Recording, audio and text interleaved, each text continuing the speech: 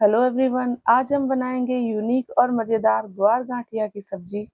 आपने कई बार ग्वार फली की सब्जी अलग-अलग तरीके से बनाई होगी, लेकिन गांठिया के साथ में इस तरह की ग्वार कभी ट्राई नहीं की होगी, या फिर आपने गांठिया भी अलग से बनाया ही होगा। तो चलिए आज जान लेते हैं कि किस तरह से ग्वार और गांठिया दोनों को मिलाकर एक यूनिक और शानदार सब्जी कैसे बनाई जाती है।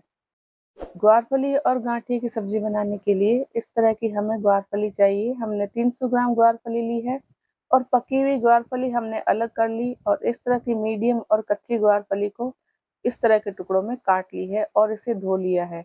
आप चाहें तो टुकड़े छोटे या बड़े कर सकते हैं। और अब हम एक पैन ले लेते हैं और उसके अंदर तेल डाल लेंगे। तो तेल हमने यहाँ पर 4 टेबल स्पून लिया है। और अब जैसे ही तेल गर्म हो जाएगा तो इसके अंदर हम आधा टीस्पून अजवाइन डाल लेंगे। अजवाइन डालने से इस सब्जी का टेस्ट बहुत अच्छा आता है, तो ये ज़रूर डालें। और इसके साथ ही हमने यहाँ पर आधा टीस्पून जीरा भी डाल लिया है और चौथाई टीस्पून हींग का पाउडर भी इसमें डाल लिया है। और अब इन्हें ज़्यादा जलाना नहीं है, तुरंत ही हम धुली हुई कटी हुई ग्वारफली इसमें डाल लेंगे और उसे हम भून लेंगे।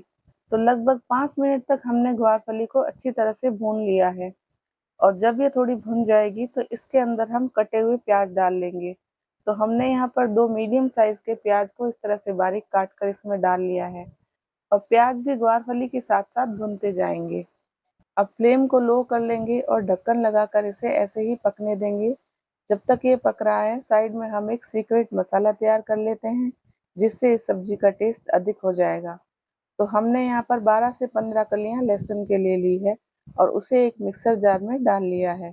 और इसके साथ ही 2 टीस्पून नारियल का बुरादा, 2 टीस्पून तिल और 2 टीस्पून हमने यहाँ पर मूंगफली ली है जिसके कि हमने छिलके उतार लिए हैं। आप कच्ची मूंगफली भी ले सकते हैं और भुनी हुई भी। अब इसके अंदर हम लाल मिर्च पाउडर भी डाल लेंगे। तो जितनी हमें सब्जी में मिर्ची डालनी है उस हिसाब से डाल लेंगे। तो हमने यहाँ पर 2 टीस्पून लाल मिर्च पाउडर इसमें डाल लिया है और अब इसमें हम थोड़ा सा पानी डाल लेंगे ताकि ये सारी चीज़ें आपस में अच्छी तरह से मिक्स होकर पिस सके। तो अब हम इसे पीस लेते हैं और इस तरह का हमने एक पेस्ट तैयार कर लिया है, ना तो बहुत ही ज़्यादा गाढ़ा और ना ही पतला। तो आप वीडियो में देख पा रहे हैं इस तरह का फाइन पेस्ट तैयार हो गया है। और इसे एक दूसरे बाउल में डालकर इसके अंदर हम नमक डाल लेंगे। तो नमक हमने यहाँ पर लगभग आधा टीस्पून डाला है और साथ ही साथ चुटकी भर हल्दी भी डाल ली है। और अब हम आधा टीस्पून धनिया पाउडर भी इसमें डाल लेंगे और इन सारी चीज़ों को आपस में अच्छी तरह से मिला लेंगे और साइड में रख लेंगे। इसका यूज़ हम बाद में करेंगे। और अब हम ग्वारफली को भी चेक कर लेते हैं।